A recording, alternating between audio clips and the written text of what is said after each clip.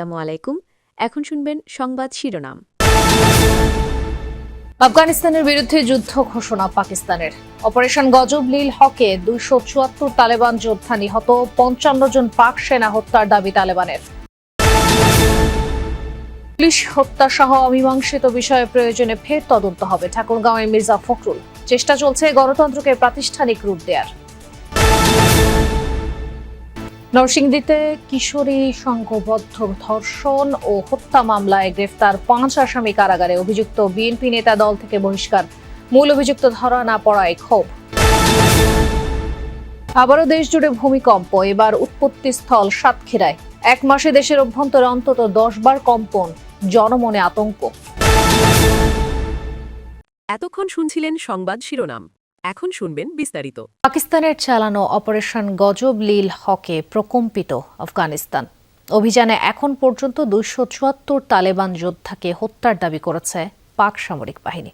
আফগানিস্তানের বিরুদ্ধে যুদ্ধ ঘোষণার পর বিমান হামলা জোরদার করে ইসলামাবাদ, যাতে ধ্বংস হয়েছে 70টির বেশি তালেবান কমান্ড পোস্ট। এর আগে সীমান্তবর্তী প্রদেশগুলোয় প্রথম হামলা চালায় তালেবান যোদ্ধারা। তাদের দাবি 19টি সেনা চৌকি দখল করা হয়েছে। সংঘাতে প্রাণ গেছে 55 পাক সেনা সদস্যের। মূলত সন্ত্রাসবাদ বিরোধী অভিযানকে ঘিরেই প্রতিবেশী দু দেশে ছড়ালো উত্তেজনা।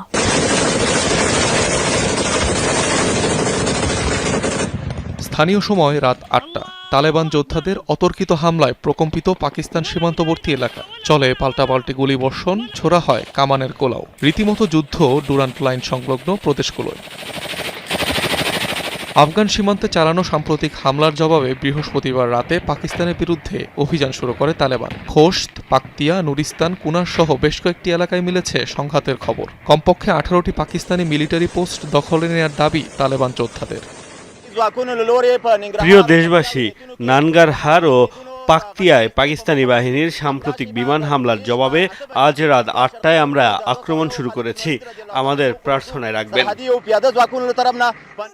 এ সময় পাকিস্তানি সামরিক বাহিনীর বেশ কিছু মিলিটারি পোস্টে অগ্নিসংযোগ করে তালেবান যোদ্ধারা। জব্দ করা হয় ভারী সামরিক সরঞ্জাম। জবাবে আফগানিস্তানের বিরুদ্ধে ঘণ্টাখানেকের মধ্যেই যুদ্ধ ঘোষণা করে পাকিস্তান। শুরু করে অপারেশন গজব লিল হক। রাজধানী কাবুল ছাড়াও কান্দাহার, নাঙ্গারহার, পাকতিয়া ও পাকতিকা প্রদেশে একযোগে চালানো হয় বিমান অভিযান। সীমান্তেও চলে ব্যাপক সংঘর্ষ। ধ্বংসের দাবি করা হয় বহু তালেবান আউটপোস্ট, অস্ত্রাগার ও 2টি ব্রিগেড হেডকোয়ার্টার। আফগান ভূখণ্ড ব্যবহার করে পাকিস্তানের বিরুদ্ধে সন্ত্রাসবাদ সহ্য করা হবে না। পুলিশ হত্যা সহ অমীমাংসিত বিষয়গুলো নিয়ে তদন্ত হয়েছে, প্রয়োজনে আবারও তদন্ত হবে। ঠাকুরগাঁওয়ে এক অনুষ্ঠানে কথা বলেছেন এলজিআরডি মন্ত্রী মির্জা ফখরুল ইসলাম আলমগীর। এদিকে প্রধানমন্ত্রী তারেক রহমান তার ঘোষিত প্ল্যান বাস্তবায়নের কাজ শুরু করেছেন বলে জানিয়েছেন জনপ্রশাসন বিষয়ক উপদেষ্টা ইসমাইল হোসেন জবিউল্লাহ। সাপ্তাহিক ছুটির দিনে মন্ত্রী প্রতিমন্ত্রীদের অনেকেই অবস্থান করছেন নিজ নিজ এলাকায়। কেউ কেউ ঘুরে দেখেন উন্নয়ন কর্মকাণ্ড। দায়িত্ব গ্রহণের পর উন্নয়নের বার্তা দিলেন এলজিআরডি মন্ত্রী মির্জা ফখরুল ইসলাম আলমগীর। জুমার নামাজের পর ঠাকুরগাঁওয়ে একটি মাদ্রাসা ও লিল্লা বোর্ডিংয়ের বহুতল ভবনের ভিত্তিপ্রস্তর স্থাপনের মাধ্যমে শুরু হলো তার জনকল্যাণমূলক কর্মকাণ্ড। এ সময় মির্জা ফখরুল ইসলাম বলেন, পুলিশ হত্যা সহ অমীমাংসিত বিষয়ে তদন্ত হয়েছে, যদি প্রয়োজন হয় তাহলে আবার তদন্ত হবে। হোম মিনিস্টার সাহেব, স্বরাষ্ট্রমন্ত্রী যেটা বলেছেন সেটাই হবে, এবং যেহেতু তদন্ত হয়েছে দরকার যদি প্রয়োজন হয় তদন্ত হবে। এখন তো এটা মূলত তো আপনার আদালতে আছে। এদিকে দেশের নাজুক অর্থনীতি পুনরুদ্ধারে রাজস্ব আদায় ও বিনিয়োগ বাড়াতে হবে বলে মন্তব্য করেছেন অর্থমন্ত্রী আমির খসরু মাহমুদ চৌধুরী। চট্টগ্রামের পতেঙ্গায় হাসপাতালের জন্য জায়গা পরিদর্শন শেষে একথা জানান তিনি। বিএনপির নির্বাচনী প্রোগ্রামের মধ্যে কর্মসংস্থান একটা বড় প্রোগ্রাম। ইনভেস্টমেন্ট না হলে তো কর্মসংস্থান করতে হবে। এই জন্য আমরা জোর দিচ্ছি ইনভেস্টমেন্টে, দেশি বিদেশি ইনভেস্টমেন্ট। চাঁদপুরে সাংবাদিকদের এক প্রশ্নের জবাবে শিক্ষামন্ত্রী ডক্টর এহসানুল হক মিলন জানিয়েছেন, শিক্ষকরা শিক্ষকতার বাইরে অনুমতি ছাড়া অন্য কোনো পেশায় থাকলে তাদের বিরুদ্ধে তদন্ত সাপেক্ষে ব্যবস্থা নেওয়া হবে। শিক্ষকতার বাইরে অন্য পেশা, এটা তো পারমিশন নিতে হয়। এটা সরকারি নিয়ম যে পারমিশন না নিলে এদের ভিতরে ইনভেস্টিগেশন হবে। বরিশাল সার্কিট হাউসে সড়ক দুর্ঘটনায় ক্ষতিগ্রস্তের মাঝে বিআরটি এর চেক বিতরণ শেষে তথ্যমন্ত্রী জহিরুদ্দিন স্বপন জানান, জবাবদিহিতার পরিধি নির্ধারণ। ধর্ষণের পর কিশোরীকে বাবার কাছ থেকে তুলে নিয়ে হত্যার অভিযোগে গ্রেফতার 5 আসামিকে কারাগারে পাঠিয়েছেন নরসিংদীর একটি আদালত। রিমান্ড শুনানির দিন ধার্য করা হয়েছে 1 মার্চ। এই ঘটনায় মূল অভিযুক্ত বখাটে নুরা এখনও ধরা পড়েনি। মাধবদীর মহিষাসুর ইউনিয়ন বিএনপির সহ সভাপতিকে বহিষ্কার করা হয়েছে উপজেলা বিএনপির পক্ষ থেকে। নরসিংদীর মাধবদীতে তরুণীকে সংঘবদ্ধ ধর্ষণ ও হত্যার ঘটনায় দেশজুড়ে চলছে তোলপাড়। আইনশৃঙ্খলা বাহিনীর অভিযানে এরই মধ্যে গ্রেফতার হয়েছে 5 জন। গ্রেফতারকৃত ইউনিয়ন বিএনপির সহসভাপতি ও সাবেক মেম্বার আহমদ আলী দেওয়ান, তার ছেলে ইমরান, মূল অভিযুক্ত নুরার চাচাতো ভাই আয়ুব, সহযোগী আবেদুল্লাহ ও গাফফরকে দুপুরে মাধবদী আমলি আদালতে নেওয়া হয়। 10 দিনের রিমান্ড আবেদন করে পুলিশ।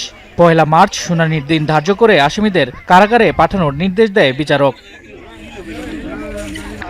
এর আগে বৃহস্পতিবার রাতে 9 জনকে আসামি করে মামলা করে ভুক্তভোগীর পরিবার। স্বজনদের অভিযোগ, সপ্তাহ 2 আগে ওই তরুণীকে স্থানীয় বখাটে নুরার নেতৃত্বে 6 জন সংঘবদ্ধ ধর্ষণ করে। পরে মোটা অঙ্কের টাকা নিয়ে ঘটনা ধামাচাপা দেওয়ার চেষ্টা করে বিএনপি নেতা ও সাবেক মেম্বার আহমদ আলী দেওয়ান। ভুক্তভোগী পরিবার মীমাংসায় রাজি না হওয়ায় তাদের ভয়ভীতি দেখানো হয়। স্বজনদের অভিযোগ, বিচার না হওয়ায় আরও বেপরোয়া হয়ে ওঠে বখাটেরা। গত বুধবার সৎ বাবা মায়ের সাথে খালার বাড়ি যাওয়ার সময় জোর করে তুলে নিয়ে যায় ওই তরুণীকে। পরদিন একটি ক্ষেত থেকে তার মরদেহ উদ্ধার করে পুলিশ। আবারও সহ দেশের বিভিন্ন স্থানে আবারও ভূমিকম্প অনুভূত হয়েছে। ঘন ঘন কম্পনে জনমনে বাড়ছে উদ্বেগ। চলতি মাসের প্রথম 27 দিনে 10 দফা ভূকম্পন। আবহাওয়া অধিদপ্তরের তথ্যে জানা গেছে, শুক্রবার দুপুর 1:52:29 সাতক্ষীরার আশাশুনি উপজেলার শ্রীউলা ইউনিয়ন কেন্দ্রে 5.4 মাত্রার ভূমিকম্প আঘাত হানে।